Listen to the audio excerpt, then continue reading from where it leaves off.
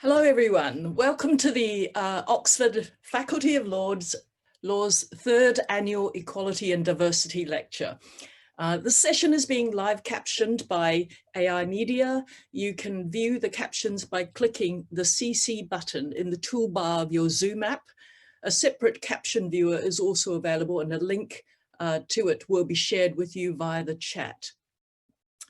Now, I understand that we have many hundreds of people signed up for this lecture, including the university's Equality and Diversity champion, Professor Rebecca Surinder. I want to welcome all of you. Thank you all so much for coming. The one upside of the pandemic is that we can host so many of you, and you can attend more conveniently, perhaps possibly in your slippers. And I think that we're in for a treat. But first of all, I want to pay tribute to our outgoing Dean, Anne Davies, and to the outgoing Vice Dean, Jonathan Herring, who've put so much energy into the faculty's equality and diversity activities. In addition to doing a lot of practical internal things, they took steps to promote equality as a field of serious scholarly inquiry in the faculty, and to give it a high profile through this major public lecture. Just over a month ago, the law faculty was absolutely thrilled to announce 4 new fully funded DPhil scholarships for UK-based Black, Asian, minority ethnic applicants. Now, these were made possible because of the collaboration of Merton, Magdalen, Christchurch, and New colleges.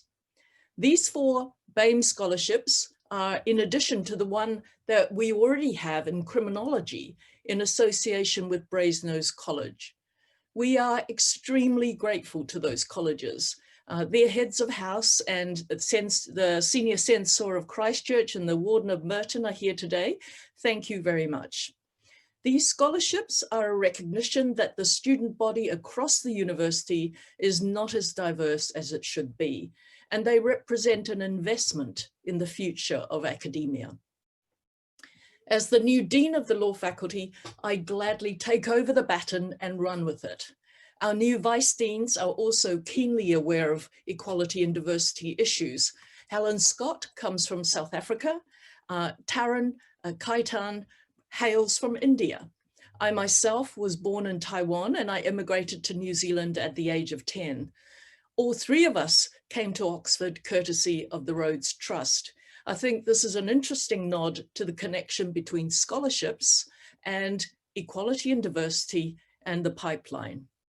As of this academic year, the law faculty has created a new post of Associate Dean for Equality and Diversity, and Nicholas Bamforth will take the lead in the faculty, supported by the Allen and Overy Equality and Diversity Officer, Clara Allud. We look forward to the uptick in the depth and the breadth of our activities in that portfolio. So then over to the 3rd annual Equality and Diversity Lecture. We are really grateful to Blackstone Chambers for sponsoring this event. Our first lecturer was Lady Brenda Hale, then President of the UK Supreme Court, who spoke about equality and human rights. Our second lecturer was Haben Girma, the first deaf-blind person to graduate from Harvard Law. She also happens to be Black.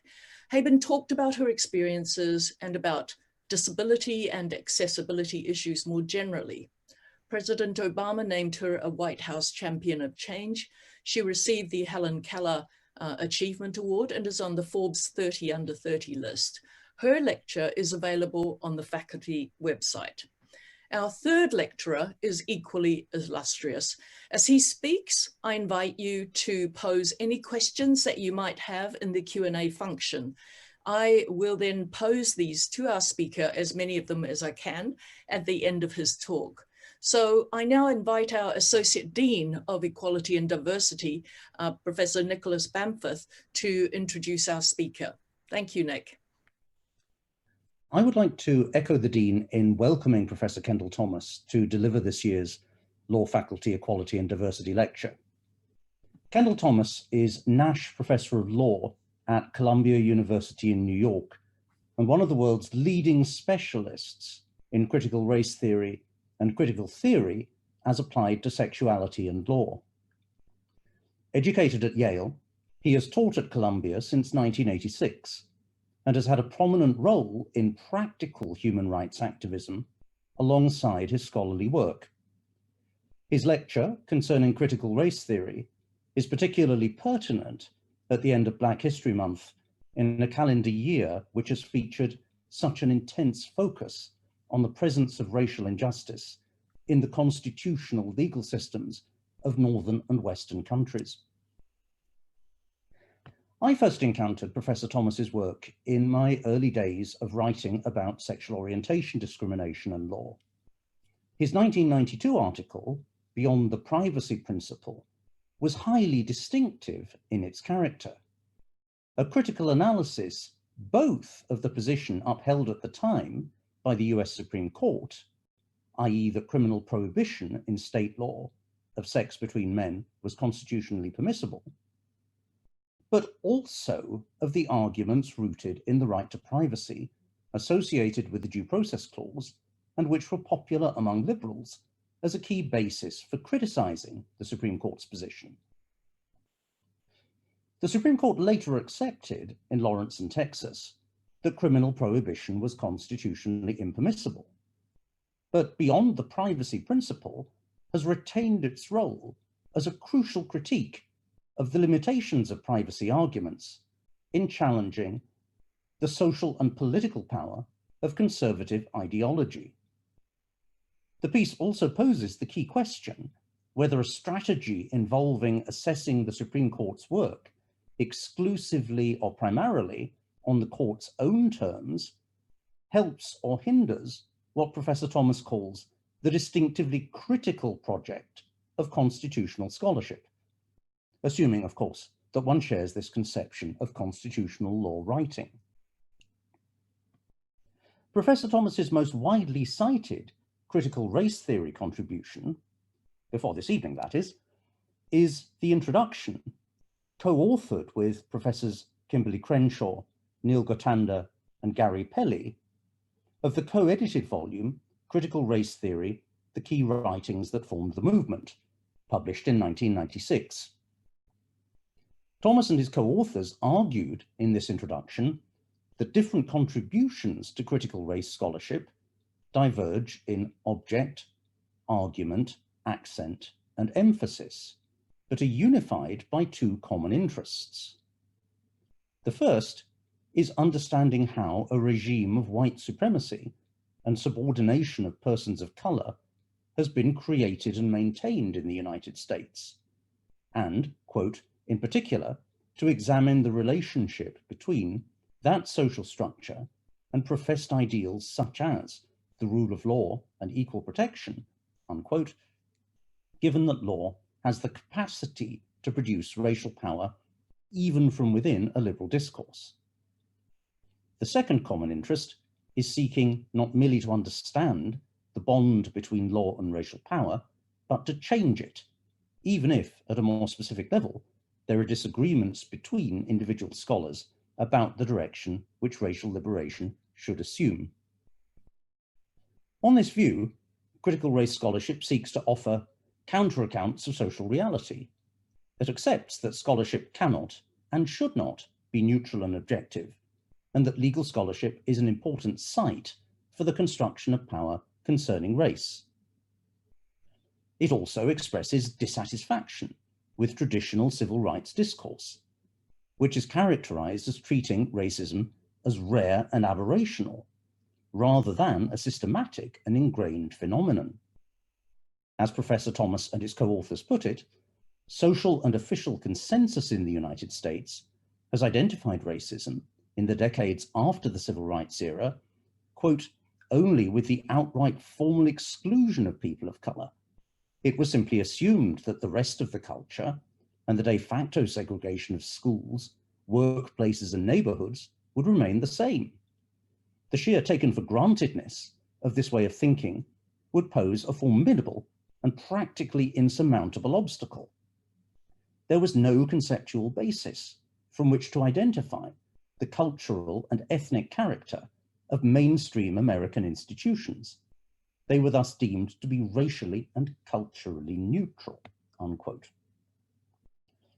Critical race theory, Thomas and his colleagues argue, can be used to highlight the color consciousness and politicized choices inherent throughout supposedly colorblind case law. With this in mind, they paid considerable attention when writing the introduction in the mid-1990s to judicial treatment of affirmative action in the United States. Given the seemingly highly politicized nomination of Amy Coney Barrett to the Supreme Court in the past month, it is easy to contemplate how critical analysis might continue to be thought key today. With this in mind, we hugely look forward to Professor Thomas's analysis of critical race theory in the contemporary terrain. Ladies and gentlemen, I give you Professor Thomas.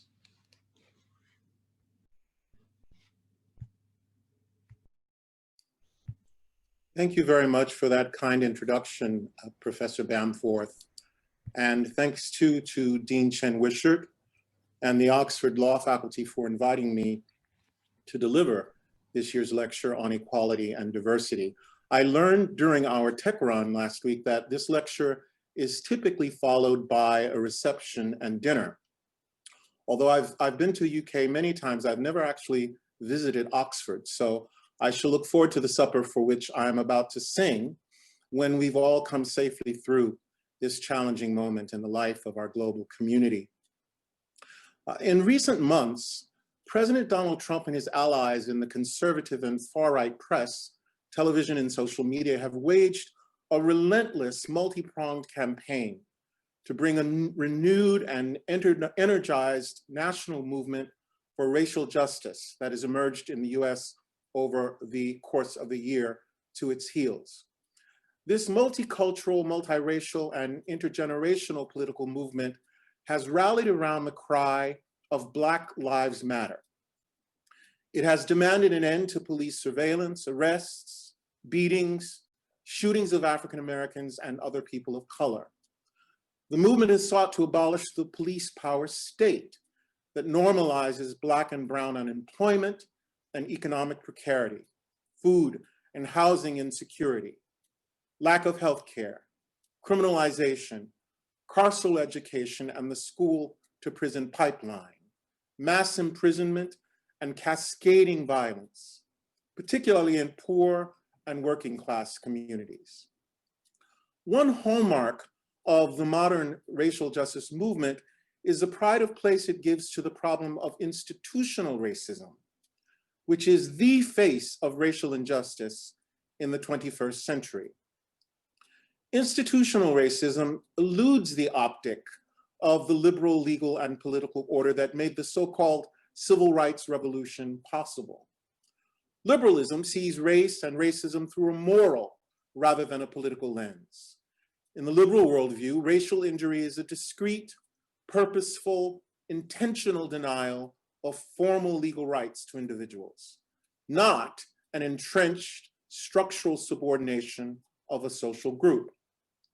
Indeed, there's something like a constitutive connection between American liberal individualism and the idea of colorblindness. I call the notion of colorblindness an ideal rather than a reality because for most of its history, American liberalism has taken colorblindness as more of an ethical aspiration than an actual political program or binding legal principle. Indeed, in one of the foundational contributions to the critical race theory reader that Professor Bamforth referred to earlier, my friend and collaborator, the legal scholar Neil Gotanda, has shown that strictly speaking, colorblindness is impossible since one first has to notice race, not to see it. So the concept of institutional racism has provided a critical perspective and language which make visible the racialized realities of structural discrimination, disadvantage, and entrenched underdevelopment that constrain the lives of Black and brown Americans, especially the Black and brown poor. This evening, I want to talk about a second equally significant dimension of the modern American justice movement, the priority it accords to developing a politics of critical race literacy. Critical race literacy is above all an historical project that seeks to fashion a common language which can connect present and past struggles. One of the most striking features of the anti-racist activism championed by the Movement for Black Lives, Critical Resistance, and others, is the excavation of the history of slavery and the revival of the concept of abolitionism. Activists in this movement to end mass incarceration who first turned to the study of abolitionist philosophy and politics did so as a way to highlight the historical roots of the modern prison industrial complex in the institution of chattel slavery. Abolitionism has since become a banner under which a broad array of social justice movements have worked, and here I'm quoting Dorothy Roberts, to dismantle a wide range of systems, institutions, and practices beyond criminal punishment. Engagement with questions of slavery and memory has produced new modes of analysis, argument, and activism that have enlarged the vocabulary and transformed the agenda of contemporary anti-racist movements. What I hope to show this evening is that it is not critical theory, but the critical literacy project of the racial justice movements that is Donald Trump's actual target. My argument, in short, is that what interests Mr. Trump is not critical race theory, but rather the production and distribution of a cultural fantasy that he can call critical race theory, and that in turn will permit him to engage in and weaponize the politics of racial illiteracy. My project, or the part of it I'd like to present tonight, consists of two parts. My first task is to offer a synthetic reading of several presidential texts, among them executive branch documents, a recent executive order, a ceremonial oration, a television interview, and a couple of tweets, and perhaps, if time permits, an excerpt from a presidential campaign rally. Now, although each of these very different kinds of texts, let's for the moment just call them texts, present certain ways of thinking and talking about race by the executive branch of the federal government, none of them actually uses the word critical race theory. Let me say that again. None of them actually uses the word critical race theory. And there's a reason for that. The odd choice of texts that don't mention critical race theory in a talk about critical race theory is inspired by Michel Foucault, who, writing many years ago, proposed an approach to the study of power relations that would seek, I'm quoting him, to find out what our society means by legality by investigating the way it defines and demarcates the domain of illegality. I propose in the first instance to focus on a number of writings and speeches that don't explicitly employ the phrase or the term critical race theory.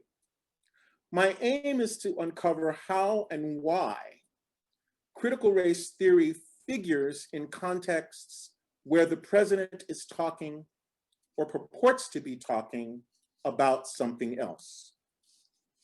My second task is to specify what I consider the central and most important point of convergence between critical race theory, which is, as I've said, is not to be confused with Mr. Trump's torrid and tactical weaponization of something he calls critical race theory, and contemporary racial justice movements. That is, their continuation of the long African-American struggle to resist the legal and political imposition of what I call compulsory racial illiteracy.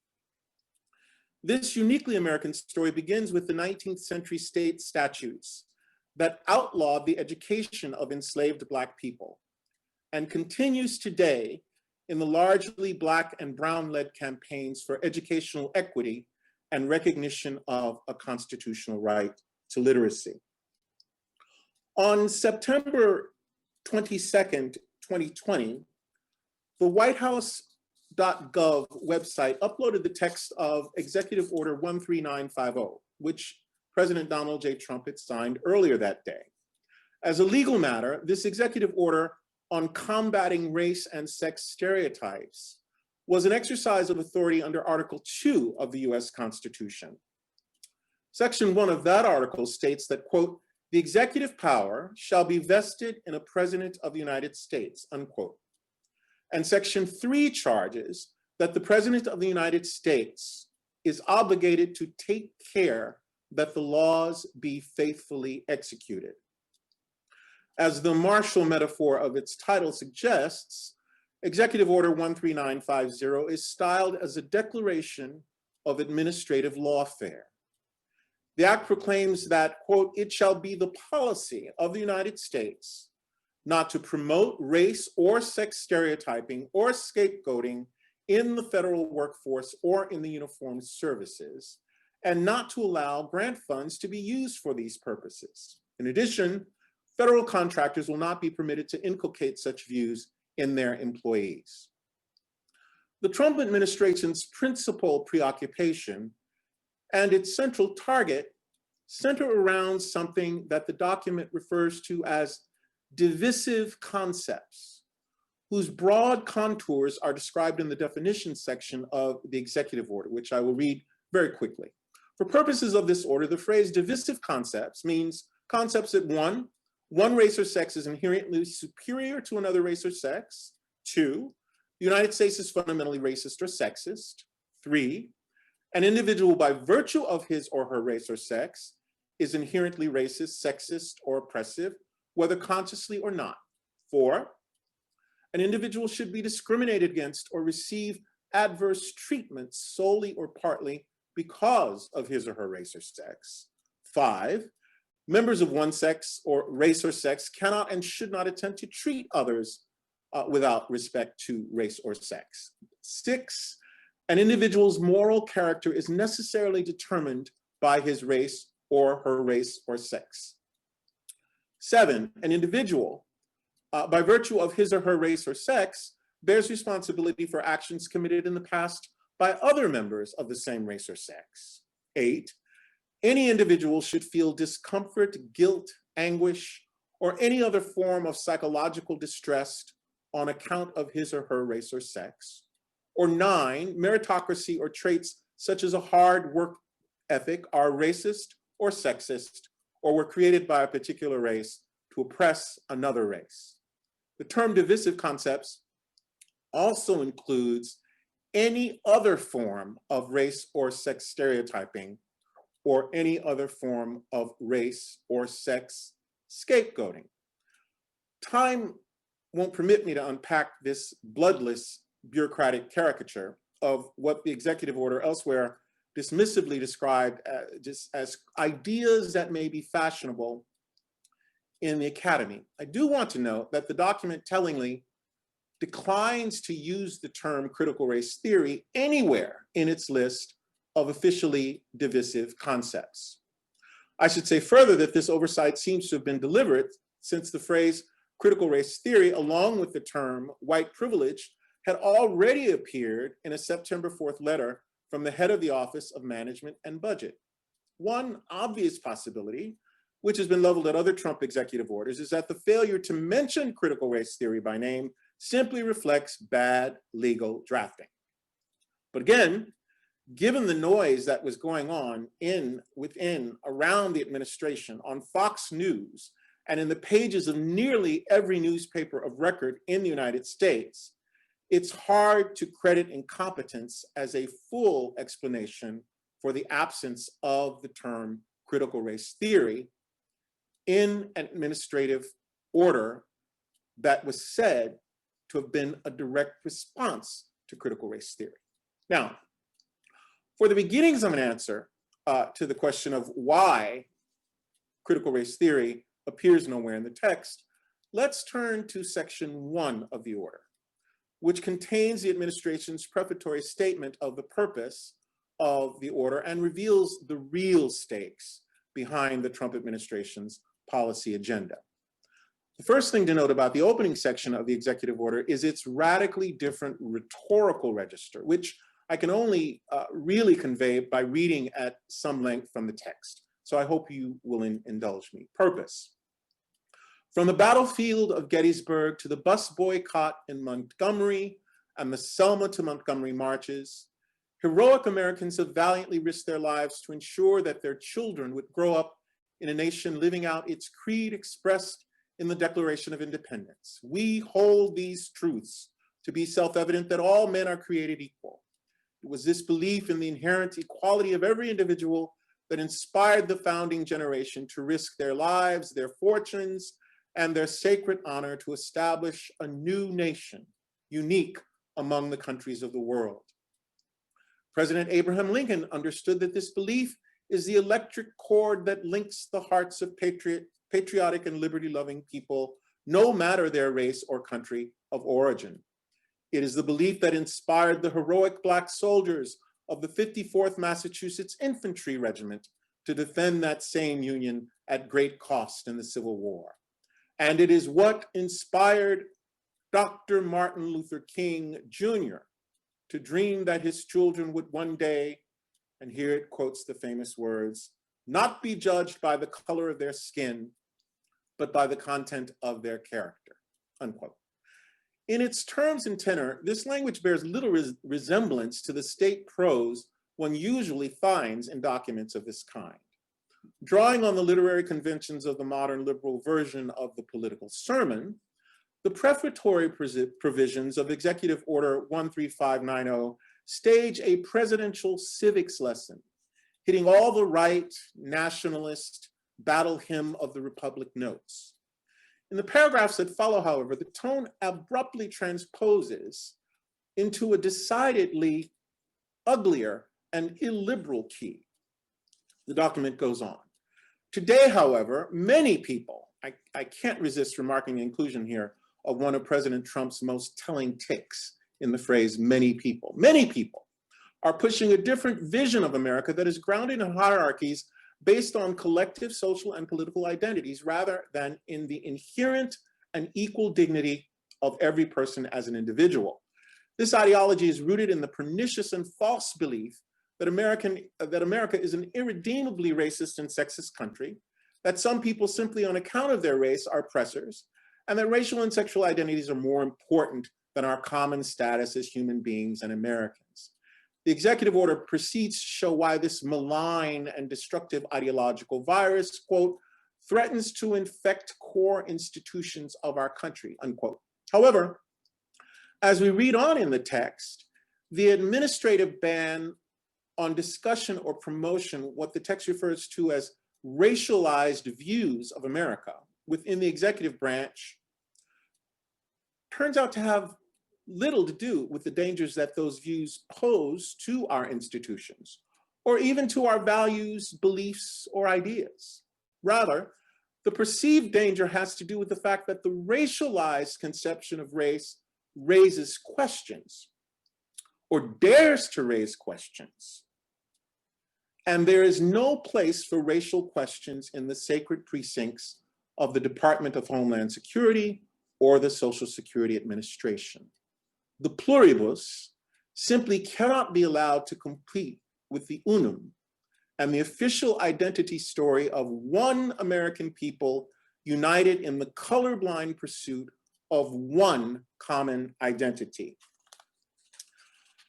Now, the White House indeed comes perilously close to intimating that there may be no such thing as colorblind race, which ironically would align it with the argument that I referred to earlier about the impossibility of colorblindness.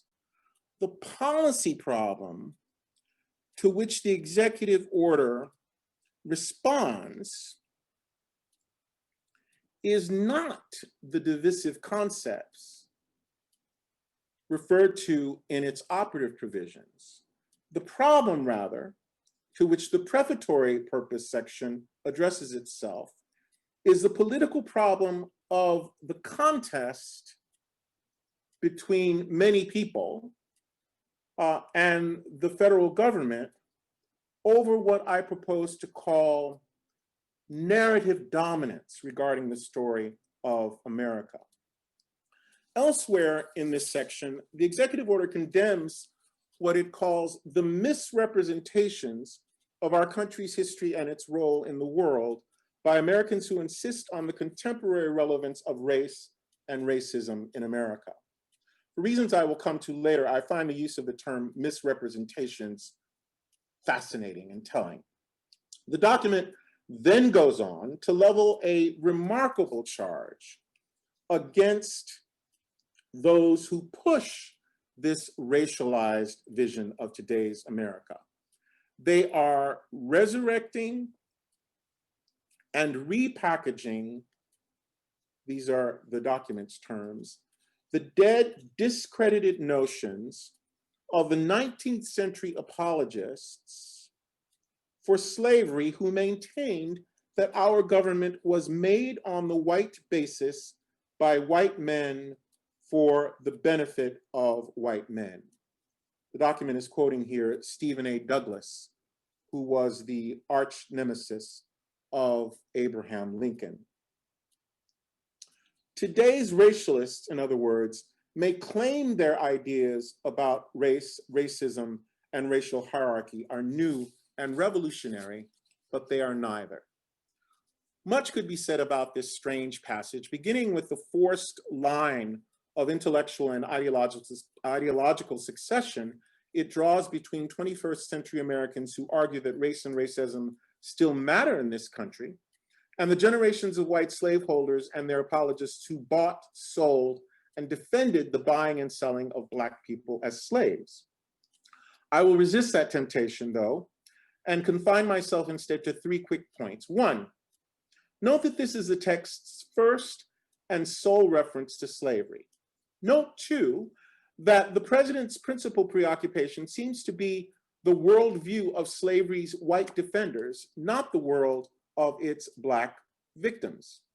Consider as well that the closest the president does come to actually making an argument about slavery itself is in a ringing declaration that firmly consigns and confines it to the past. Quote, "Our founding documents rejected these racialized views of America, which were soundly defeated on the blood-stained battlefields of the Civil War."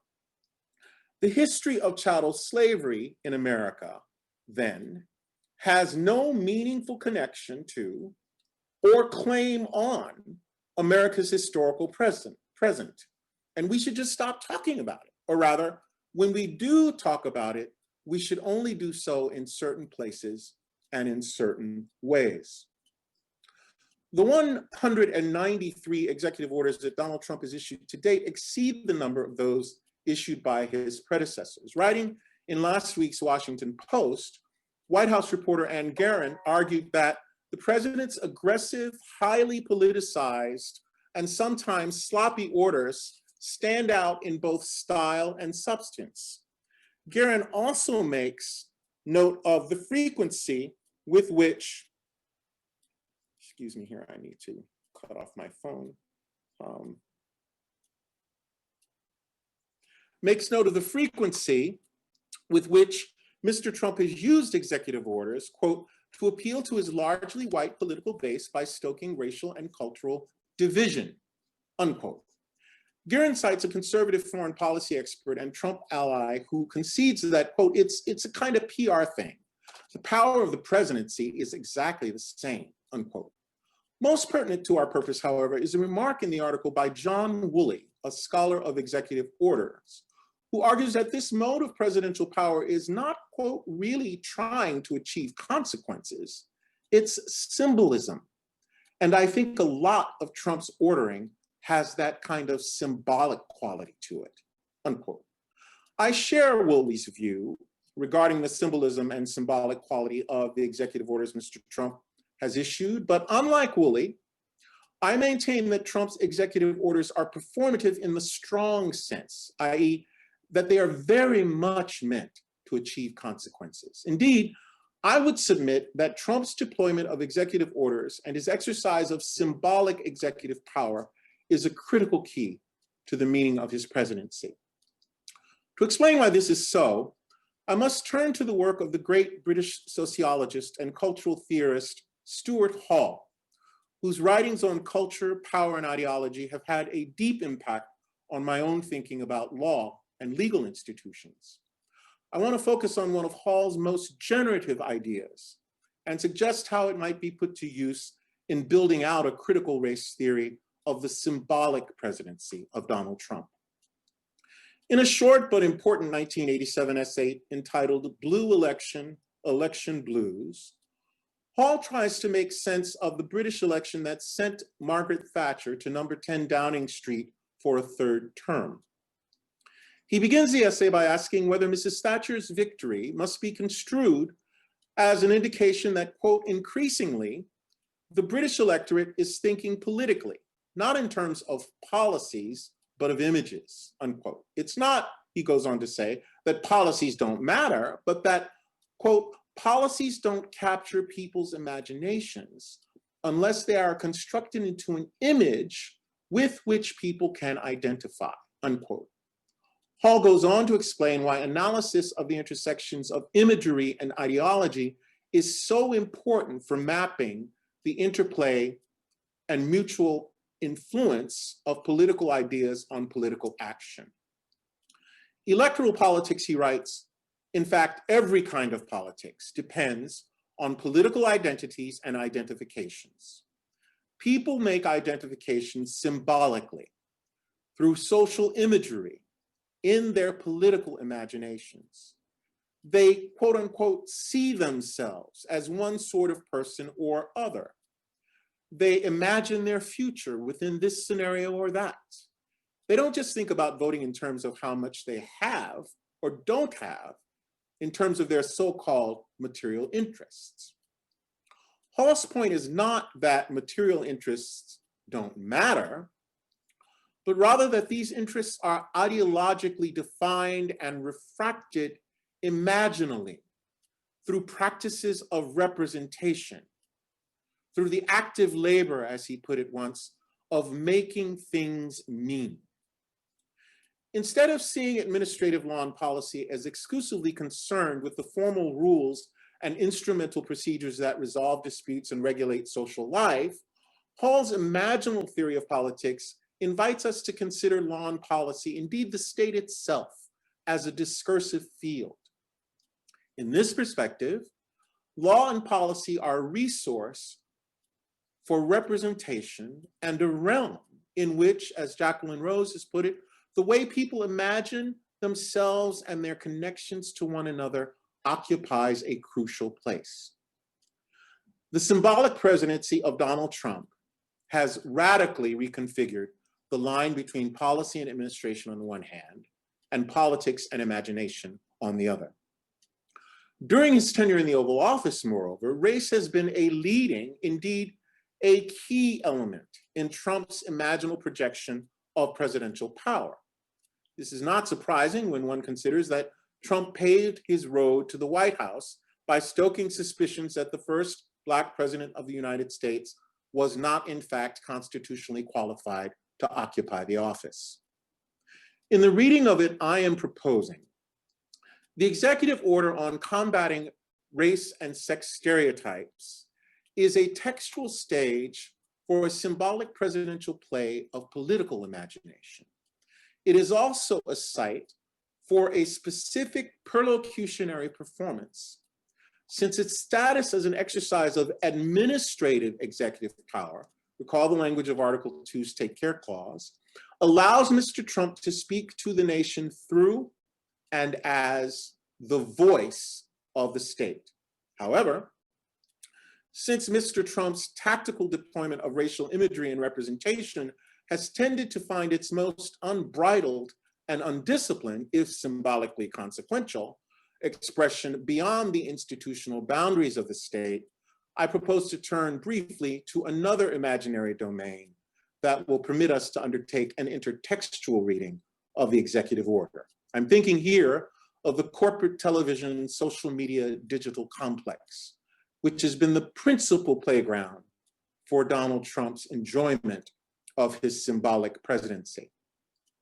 On July 4th of this year, Mr. Trump staged a mass Independence Day rally in Keystone, South Dakota, against the backdrop of the Mount Rushmore carvings of 4 American presidents: George Washington, Thomas Jefferson, Abraham Lincoln, and Theodore Roosevelt. The president began his oration with a tribute to the, quote, exceptional lives and extraordinary legacies of his predecessors, but quickly segued into an attack on the millions of Americans of every age, race, ethnicity, sex, gender, sexuality, and religion who took to the streets of America over this summer in peaceful protests against several high-profile police killings of African Americans. Mr. Trump painted a word picture of what he called angry mobs who were, quote, trying to tear down statues of our founders, deface our most sacred memorials, and unleash a wave of violent crime in our cities, unquote. The president fulminated against a, quote unquote, new far-left fascism that would censor, banish, blacklist, persecute, and punish anyone who refused to, quote, speak its language, perform its rituals, recite its mantras, and follow its commandments. Trump raised the specter of a left-wing cultural revolution whose aim was to overthrow the American Revolution and tear down every statue, symbol, and memory of our national heritage. The president told his listeners that against every law of society and nature, American school children were being taught in school to hate their own country. In a preview of the presidential seminar that would continue into the fall, Mr. Trump declared finally that the radical view of American history is a web of lies. All perspective is removed, every virtue is obscured, every motive is twisted, every fact is distorted, and every flaw is magnified until the history is purged and the record is disfigured beyond all recognition. This term purge is going to be put to repetitive work in later pronouncements. Our people, Mr. Trump declared, have a great memory.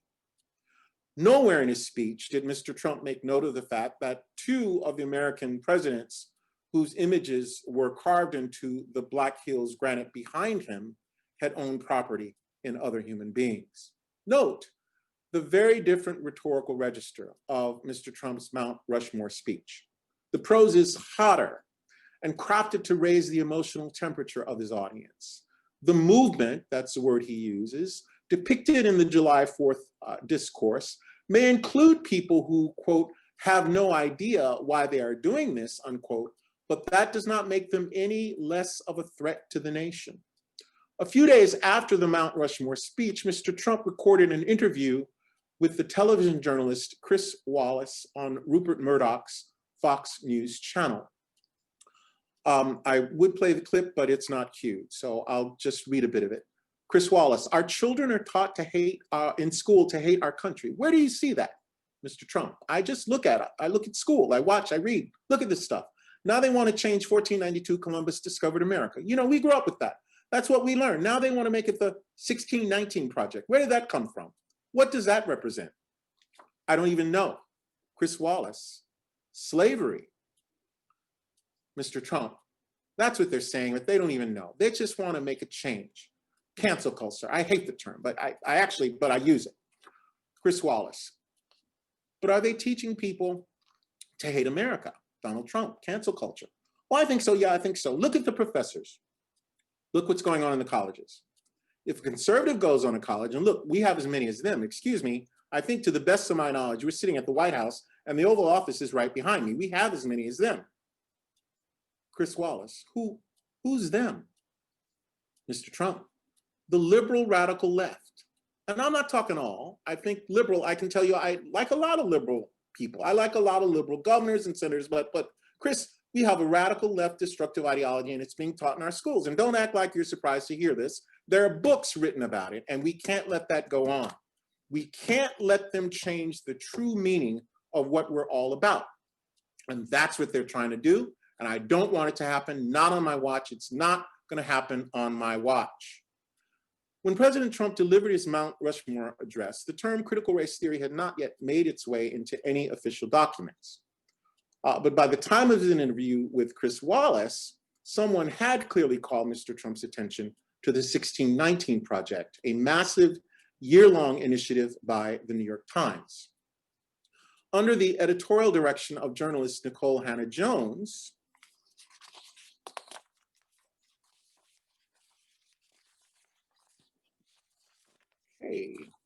under the editorial direction of journalist Nicole Hannah-Jones,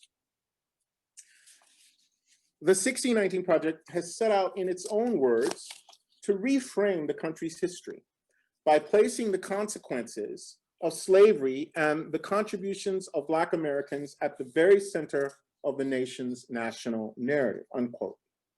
Although Mr. Trump utters the phrase, the 1619 Project, it's unclear from the exchange with Wallace whether he has the faintest clue what it's about. The New York Times is, after all, fake news. What he does know first is that it has something to do with change in particular, and second, that the change they want to let them make touches on, quote, the true meaning of what we're all about, unquote. Trump's open pronomial performance, particularly the relentless pitting of us against them, is a window onto the political use of racial ambiguity. Indeed, we can go further. Stuart Hall will help us here. In The Fateful Triangle, his 1994 Harvard lectures on race, ethnicity, and the nation, Hall argues that race is a discourse. To put the point another way, socially, historically, and politically, he writes, race operates like a language. That, according to Hall, is not all. Because alongside the formal claim that race is, in his words, a figure or trope that produces meanings, stands a second. Because racial discourses constitute one of the great classificatory systems of cultural difference, the meanings race produces are always put to work, inscribed is Hall's word, in projects and practices that involve relations of power. I'm getting close to, I'm not running out of time, I'm concerned about it. So let me very quickly use Hall's insight to offer 3 points about the racial discourse that operates in and through Donald Trump's symbolic presidency. Christopher Rufo, to whom Trump owes his knowledge, such as it is, of critical race theory, charged in an interview that, quote, critical race theory has become, in essence, the default ideology of the federal bureaucracy and is now being weaponized against the American people, unquote. Now, why is that the case? Well, I think it has something to do with the crisis of American literacy and the absence of racial literacy in the United States. But the point I want to make is that Mr. Trump's racialized privilege of unknowing, maybe, I don't know, in the Chris Wallace interview, is a densely plated network that manipulates knowledge. Their knowledge, they don't know, and his knowledge, maybe, I don't know. And the racial illiteracy, which is kind of the backdrop of Mr. Trump's symbolic presidency, and to which, quite frankly, I think we can point to him as an example, surfaces most saliently in the sheer energy and effort the Trump administration has expended to demean and quite literally to denigrate, blacken, calls for a national conversation in the United States about slavery and its aftermath. And I say that, if I haven't said it before, fully mindful that the executive order, none of the other documents, but the executive order contains a twin prohibition on race and sex imposed by the executive branch.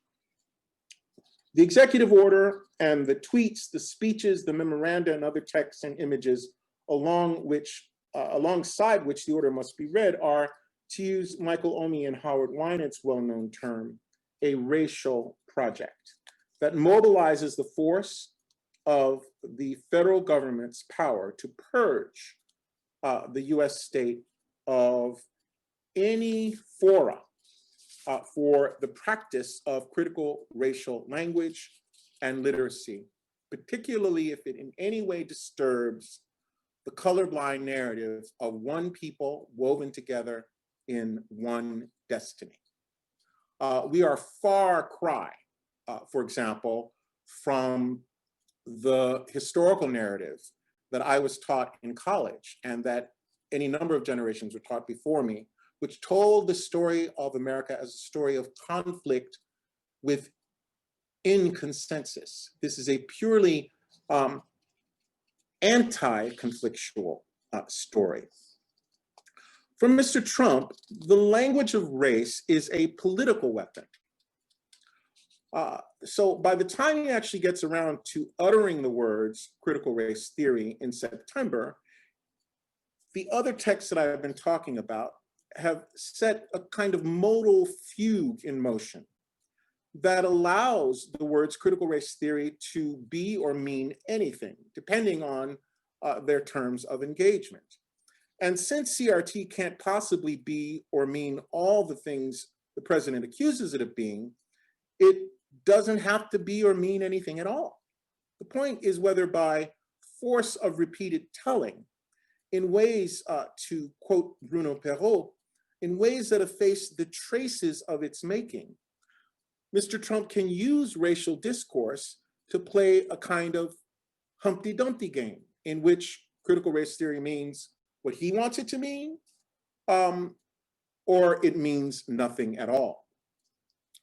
My next and final set of texts, which is actually one text and a combination of text and images, make this clear. Can I ask Clara to show the image, if you don't mind, Clara? And I will.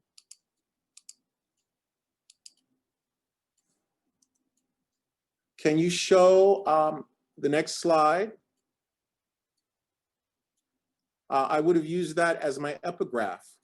These are remarks that Mr. Trump made after the 2016 Nevada primary caucus. He declared his love for the poorly educated. The next slide, please. And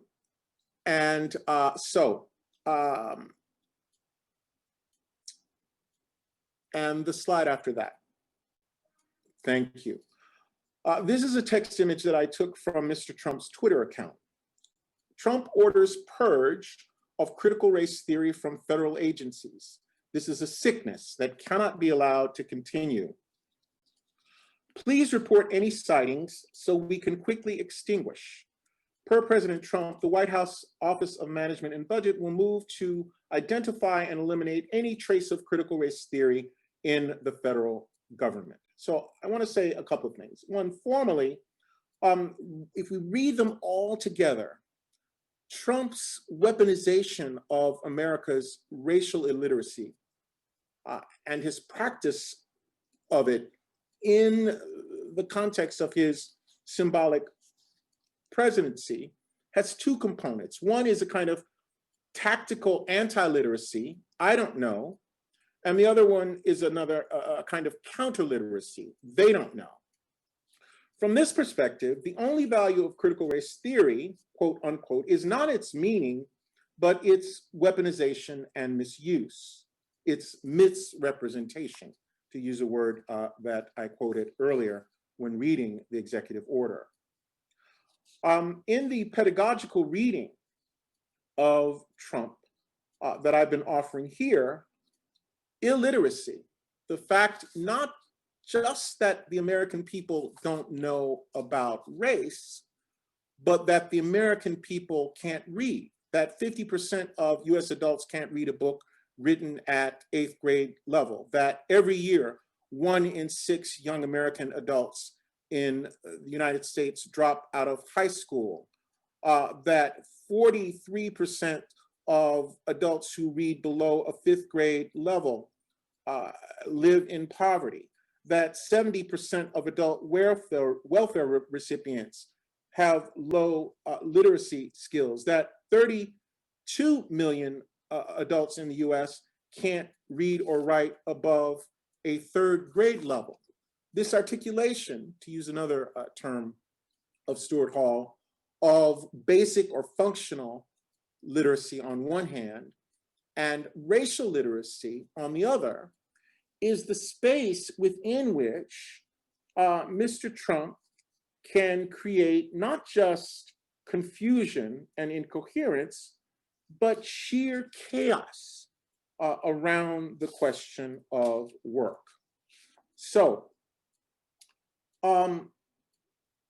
what the attack on critical race theory, even if it's unnamed, the 1619 Project, and the ban on divisive concepts makes salient is the specific work that race, in tandem with racial literacy and basic functional illiteracy, have done for Mr. Trump throughout his career. And here I could go back to 1989 and the full-page ad that he took out in the New York Times after a woman was assaulted in Central Park, and a group of teenagers, Black, all of them, who live 6 blocks from where I'm speaking to you, were arrested, some of them sent to prison, none of whom were actually responsible for the sexual assault. Ignorance, if I can use that term, as a synonym for illiteracy, is at the heart of Mr. Trump's deployment of race. From the birther outrage during the Obama years to this summer's Mount Rushmore speech, the manipulation of racial illiteracy has been a tactical key in the way Mr. Trump images and exhorts Americans to imagine themselves. So why should we care about the word politics in which Mr. Trump engages? We should care because the Trump administration's weaponization and misrepresentation of critical race theory seem to have taken a page from a playbook of its right-wing counterparts in Europe and South America. Movements in those countries use something that they variously call gender theory or gender ideology to attack the social movements that sought democratic justice for women, LGBTQI, people of color, migrants, and others in Europe and South America. In a book called Queer Theory, The French Response, MIT scholar Bruno Perrault recounts the political controversies that attended the marriage for all law that extended civil marriage in France to gay men and lesbians. A coalition of politicians, intellectuals, religious institutions and figures, and other civil society organizations mobilized not just to oppose the government's reform of French marriage law, but to take aim at what the anti-same-sex marriage movement called gender theory. Now, the interesting thing about gender theory on Perrault's account was that it was in fact a political fantasy of that movement's own making. The vision of gender theory on which French opponents of marriage equality were obsessively focused, for example, did not exist prior to its enunciation and deployment in the public policy debate. Once it was constructed to serve both as a political weapon, to serve as a political weapon, gender theory became both a political device and a battleground in France's law and cultural war over marriage for all. The lesson that Professor Perrault takes from the French example is that, quote, discourses do not exist prior to public policy any more than they are the outcome of it. They are the very locus of it. I want to suggest that much the same can be said about critical race theory and the Trump's war on this political fantasy that it has constructed of critical race theory. I could, had time permitted, go down each of the 9 or 10 subclauses of the definition section of the executive order and disputed the characterization that some have made that each of those is a tenet of critical race theory. I would start, for example, with the weaponization of the term inherent, right? Which is particularly relevant given what I've been saying about the fact that critical race theory, like anti-racist social movements associated with abolitionism, is a vision and a practice intellectually that is rooted rigorously in careful attention to history. What I want to say now is that critical race theory is a theory and practice of critical racial literacy, which aims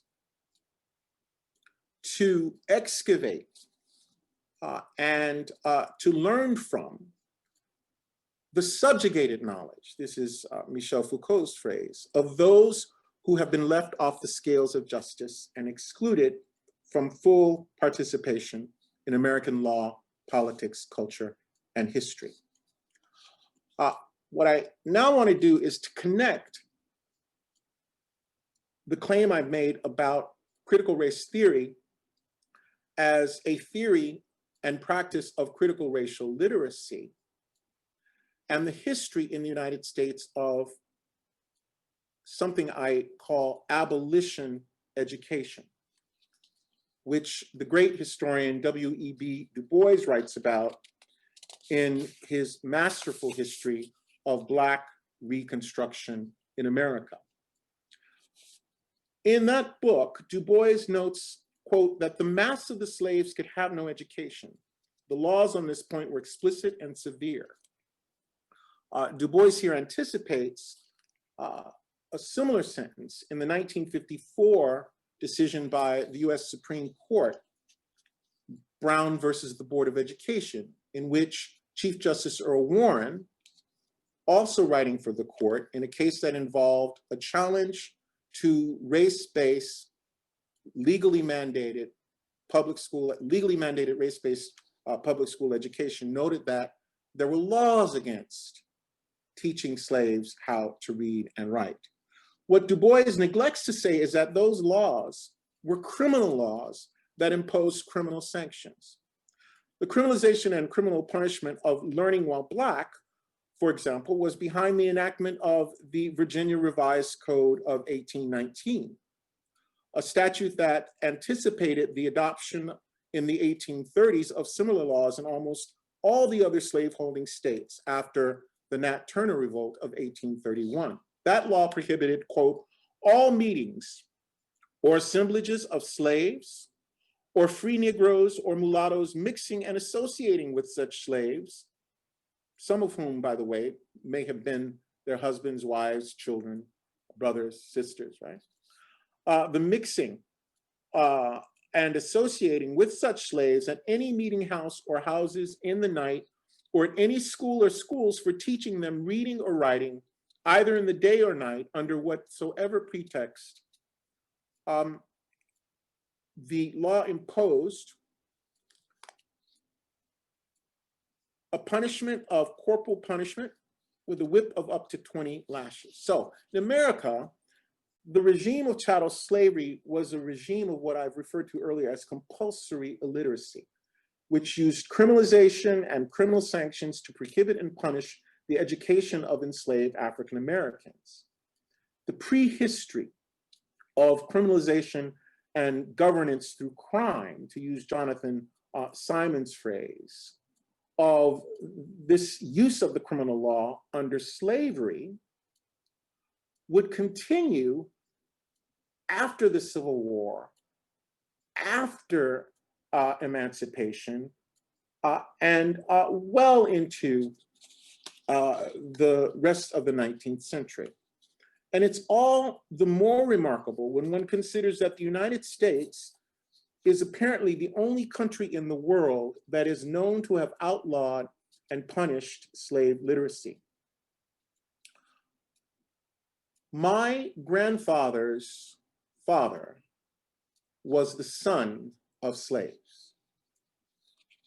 In my view, the pre-war criminal sanctions on attempts by enslaved people to acquire literacy and the story it tells of the connections between pre- and post-war reliance on criminal law as a tool for the continuation of slavery by other means has been one of the most precious nuggets of knowledge that the abolitionist movement that I spoke about at the beginning of my talk has excavated for us, right? Because it tells us that there are these continuities between compulsory racial illiteracy under slavery, compulsory racial illiteracy under Jim Crow segregation, and the compulsory illiteracy in public schools all throughout the United States. For example, here in New York, which is the most racially segregated public school system in the United States. Black people have always realized, as the great abolitionist Frederick Douglass wrote in My Bondage and My Freedom, that education and slavery were incompatible with each other.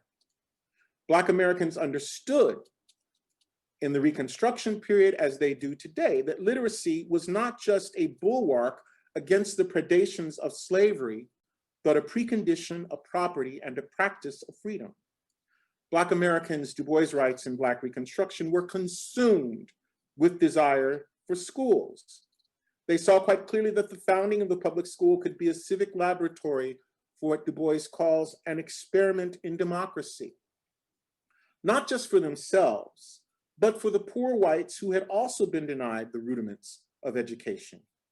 As Du Bois writes, in the South, the first great mass movement for public education at the expense of the state came from Negroes.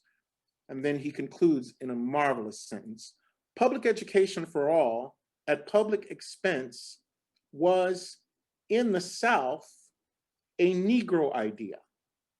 In a sense then, culturally, Black Reconstruction and the campaign for mass public education in which African Americans were the vanguard marks the beginnings of African political modernity as a lived possibility, if not a reality.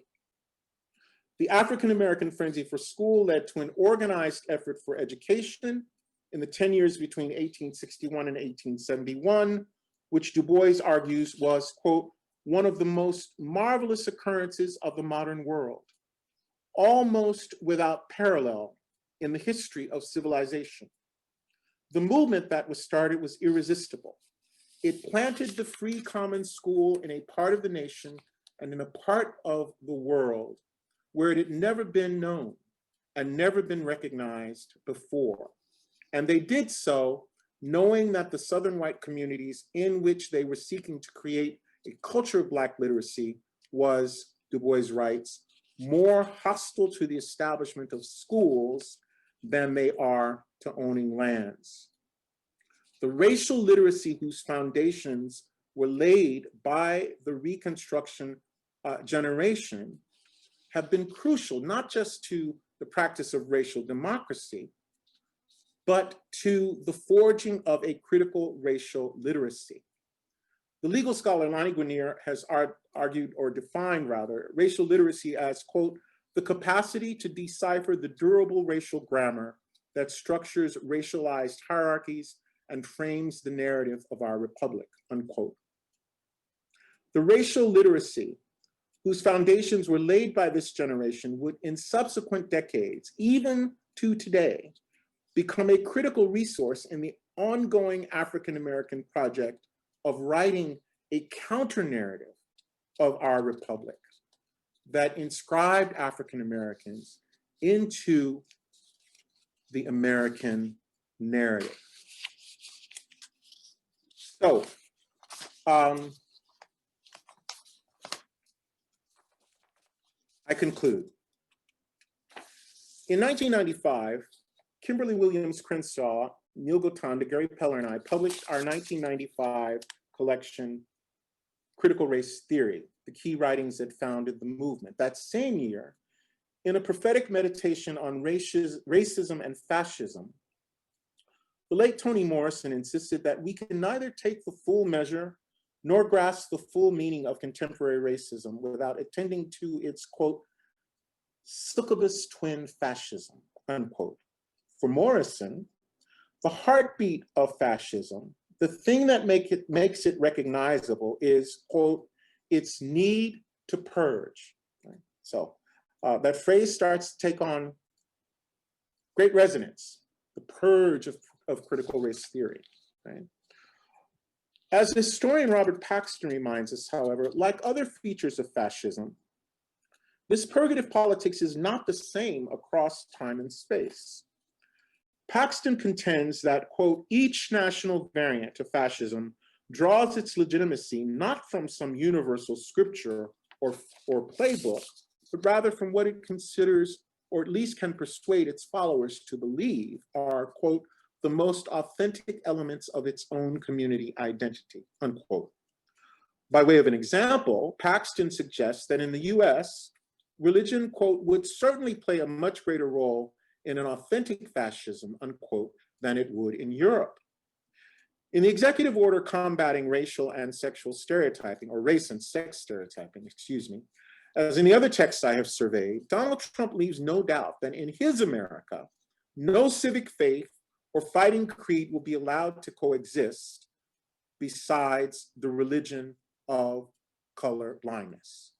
No other literacy, certainly not a critical race literacy, will be allowed any access to the domain of the state.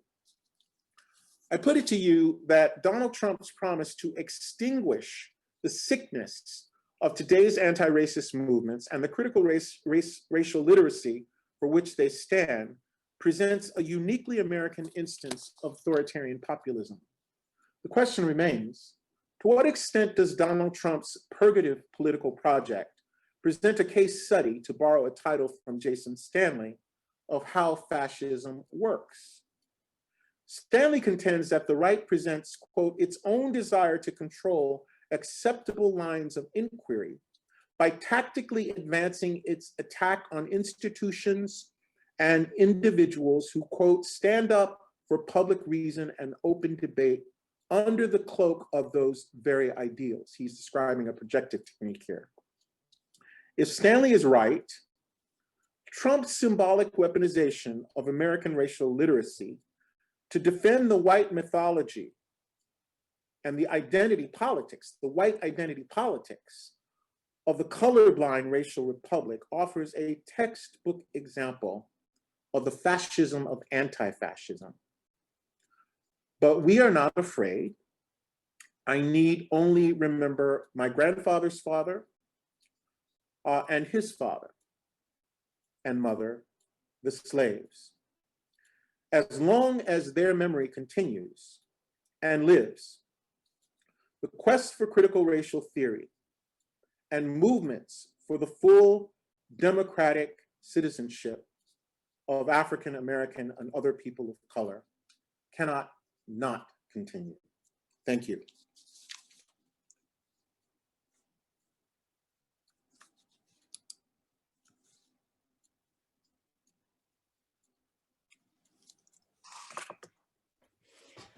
Thank you so much for that stimulating, provocative talk.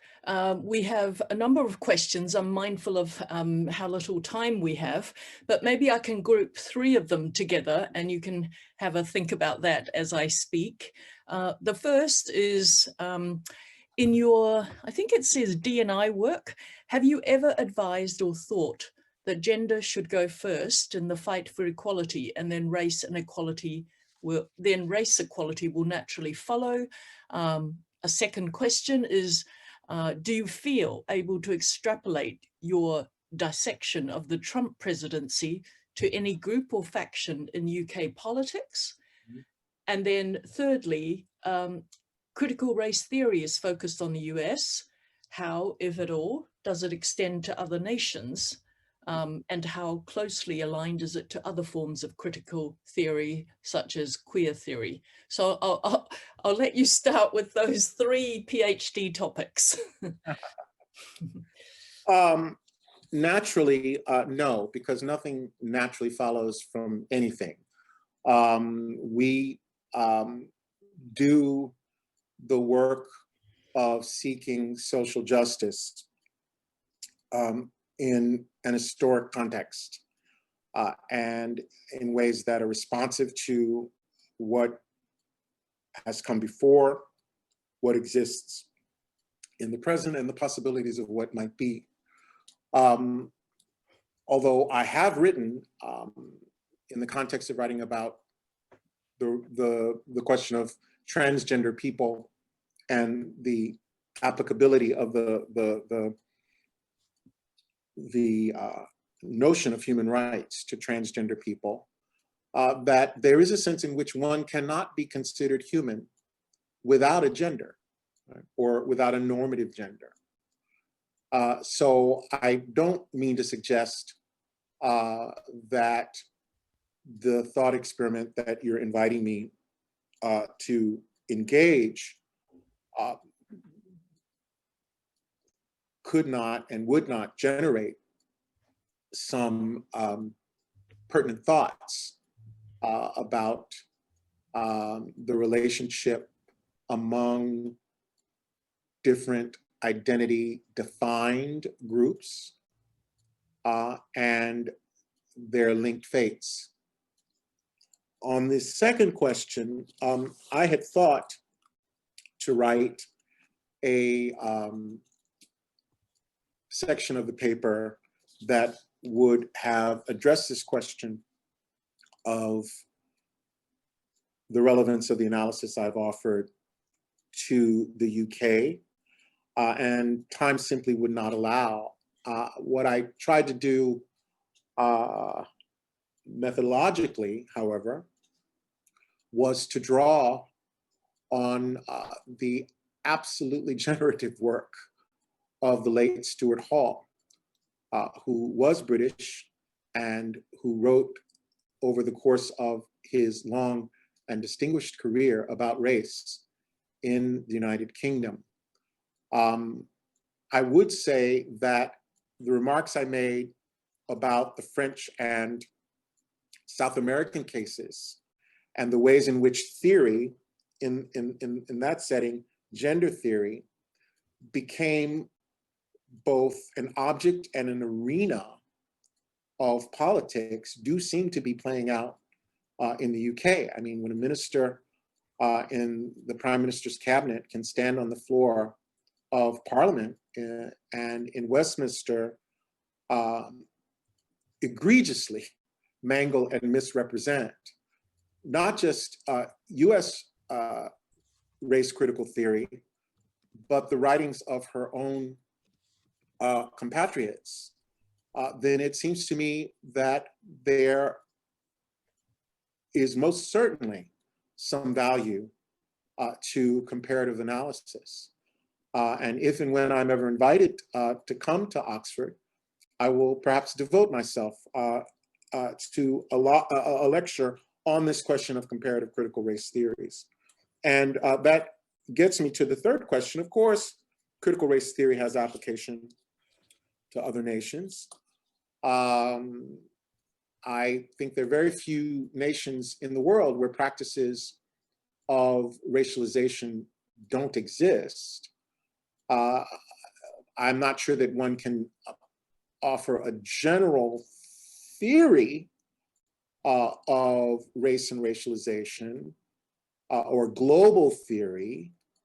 And I say that mindful of the fact that I quoted Stuart Hall, whose theory does sound global. But the late S.I. Hayakawa famously said once that every language leaves work undone for other languages to do, right? And I know from my own experience that race as a trope, as a figure, and as a lived reality is very different in country to country. And it articulates with other identities in different contexts in different ways. So when I'm in South Africa or in Brazil or in France or in the UK, my experience of racialized existence is radically different. Some of that has to do in part with the fact that I'm educated, with the fact that I like to think of myself as cosmopolitan, with the fact that I'm gay and have access to, sort of global gay culture, with the fact that I am middle class, and so forth and so on. So we never, any of us, at any time or any place, live a singular identity or live in a singular identity. We are the stuff of which multiple identities are made. I mean, I think the Greeks were onto something. I do think that cross-cultural conversation, testing the value and limits of scholarly work and theoretical perspectives developed in specific national contexts is worthwhile. And I also believe that thinking, and I've written about this, thinking the question, say, of race through other modalities, because races live through sex, through sexuality, through religion, through ethnicity. There's none of these identities exist in a pure state. That's one of the difficulties with the notion of intersectionality, right? Which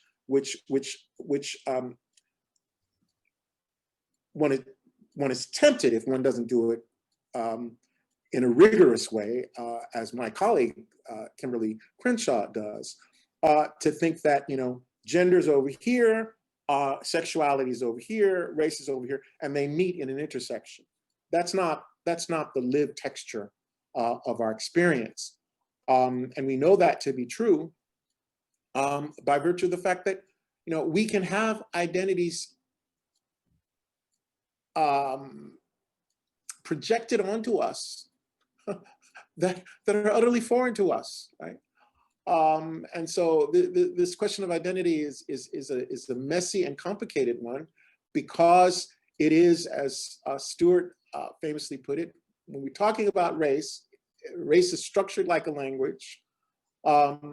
It is made up of slippery and sliding signifiers, right? None of which can be fully or finally fixed. But the fun is in, just seeing what they tell us about ourselves and about the societies in which we live. Thank you. Next question. Isn't any attempt to destroy the entrenched structural subordination on the basis of racial identity an infinite project, not for the reason of fault lines in the ideological opposition or lack of activism, but due to the stark ability of these entrenched subordination forces to take rebirth in every generation in neo-forms that tend to use tools of that generation to continue the discrimination and subordination project? Yes. I would here recommend a marvelous quotation, which I believe David Blight puts in his book on Frederick Douglass, and which Dorothy Roberts uses as the epigraph for her 2018 forward in the Harvard Law Review. I can't quote it from memory, but Douglass says, we have to remain alert to this snake, right? Because it's a shapeshifter. And slavery, it's gonna appear in some other form, right? So the work of liberation is never fully or finally finished. Projects of critical resistance to subordination are in history, and something tells me that until we arrive at the end of history, they will continue to be. Thank you. The next question says, how will you activate the very important idea of a symbolic presidency into critical race theory? Would you look to psychoanalytic theories to address identifications, say following Hall? That's a question from my beloved friend, the brilliant novelist and essayist Lynn Tillman. And I think she knows the answer to this question. Of course, I would use, as I do in my work, the cultural analysis of the cultural psychoanalysis. There's a very rich literature. I referenced during my talk the work of Jacqueline Rose, the British scholar whose work on gender, on violence, on the state is absolutely indispensable. And then there's the work, I mean, there's lots of stuff to read. There's Freud.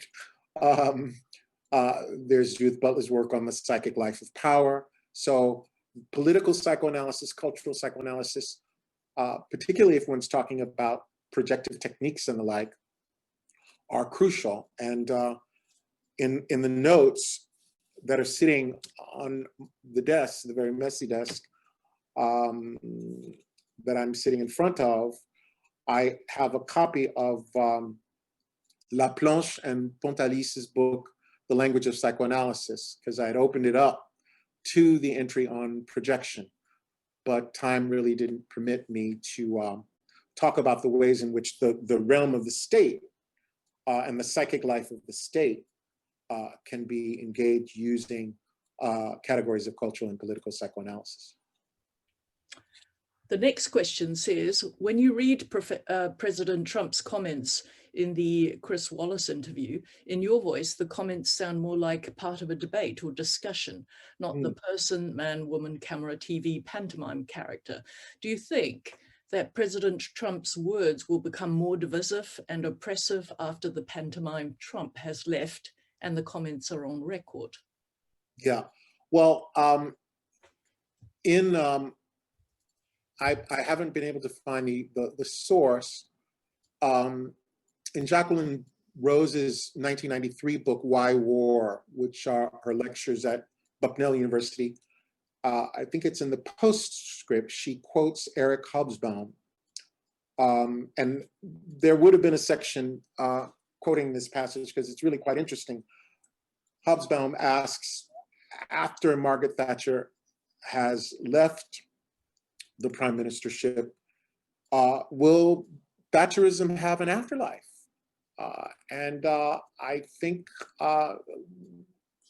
we don't yet know what the outcome of our electoral process will be.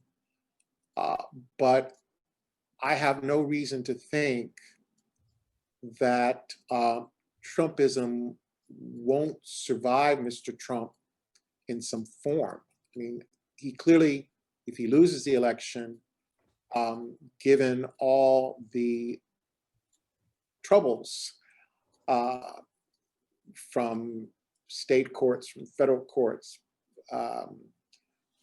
and from banks that he's likely to face, he'll be preoccupied. But, you know, if there's one thing we've learned during the last 4 years is that the tweet is more powerful than the pen. Okay. The next question is that properties of whiteness and blackness align but are not the same as socioeconomic and representative issues that seem to be the issue. I'm not a US history expert, but those whose views were represented at your nation's foundations were white, but they were also wealthy, and the land ownership afforded them representation. The racial separation seems to be a convenient power play. Could this misaligned language make Trump's wish to confuse and unite whiteness across wealth lines easier? I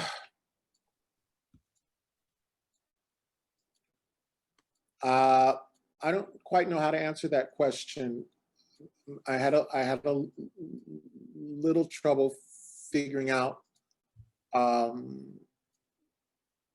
where it was going, but I would simply point you to the work of, among other people, my late colleague Manning Marable, who wrote a very important book about how capitalism underdeveloped Black America, which was inspired, of course, by the great Walter Rodney's book, How Europe Underdeveloped Africa. In the Legal Academy, a number of critical race theorists have undertaken to write about race and class. Isabel Wilkerson, although she doesn't address class, has recently published a wonderful book on caste. So, the question is, what is the relationship between what we used to call class stratification and ethno-racial or gender or religious subordination? That's a complex question, but I've been thinking about these issues precisely in terms of development. And so there's a whole story to be told, and I'm working in the larger project from which this is going to be a part, precisely on this notion of racial underdevelopment, right? And the ways in which, for example, the imposition of compulsory racial literacy, even if it's not formal legal compulsion, right? Just bad schools, is a tool of racialized underdevelopment. So I do think one can bring questions of racial and economic justice. I think one has to bring questions of racial and economic justice into the same frame, in the same way that you would do for gender, right? Because there's a material dimension to the lived experience of all of these identities, whether we're talking about individuals or social groups. I mean, I can leave my apartment, as I hope to do after this event, and walk around, and there will be people outside my building or across the street where there are $4 million condos begging for food, and the differential distribution of disadvantage within races, or in Harlem, which is now a majority white neighborhood, is, I think, one of the most pressing areas of analysis, particularly in this stark age of inequality, right? So I think the question is an important one. Thank you for asking it. I'm looking at the time, and there are some fantastic questions, but maybe I can just take two related questions as the final ones that we can take, although of course you're welcome to look at the richness which is in the Q&A. Will they be saved, by the way? Is there any way to save them? Because I think it would be a great help to me. Certainly we can do that, certainly. But I'll finish with two questions, which is, how can critical theory, race theory, be used to support fresh attempts to improve and legitimize American policing? And secondly, what's your opinion on the decriminalization of marijuana and automatic expunging of records relating to convictions on marijuana-related offenses and its effect on critical race theory? Right. Well, let me take the last bit of your question. One of the enduring difficulties that people who are activists in the criminal punishment system have faced is the extent to which we in America, I don't know that this is the case elsewhere, but I have observed it to be so in other places, we go to policing, indeed we go to the law to solve problems that could be addressed by other social systems, right? So again, in a country with such stark inequalities, where many people just don't have access to health care, or many people won't eat if they don't sell marijuana. The idea that we would take these punitive approaches and allow ourselves to be enthralled to these punitive paradigms, knowing the human suffering that they cause, is an injustice.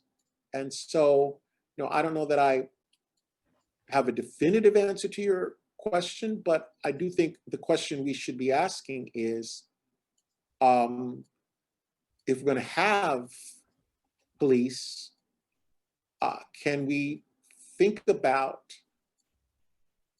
embedding the social role that we currently name using the word police in institutions where there are many people sharing equal authority, all of whom see their role as serving the security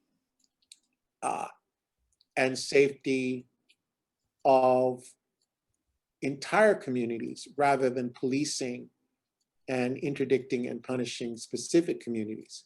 You don't see a lot of police on the street on the Upper East Side, which I could get to in 15 minutes by foot. Right? Why? Because they have good schools, they have hospitals, people have work. And if people are smoking pot in a townhouse on 79th Street and Fifth Avenue, first of all, they have a townhouse and they don't have to worry about the police knocking on their door to arrest them, right? There's a reason we have a problem of crime in our communities, and it's because of the absence of basic human goods and the dehumanization and punishment of people for not having stuff. So I think the question you asked is an important one, and I hope that you are doing some work on that. Well, thank you. Well, I reluctantly, I feel the need to draw the evening to a close and to allow Professor Thomas to get some lunch and to have a break. On behalf of the law faculty, I want to thank you so much for taking time out, for talking to us, for giving us such a stimulating and provocative time. It's not always comfortable when we are being provoked and when new things are being said to us. The current administration has brought to the fore, I think, the importance of the work that you're doing. And I think it reinforces perhaps how important the result of your election is to your country, but also to the world. So we are very grateful and we look forward to your visit, your physical visit to Oxford, and we owe you a dinner. So thank you so much. Thank you, Madam Dean. Thank you, Professor Bamforth. And thank you, Clara, and the rest of the team. Thank you, Harry. Thank you.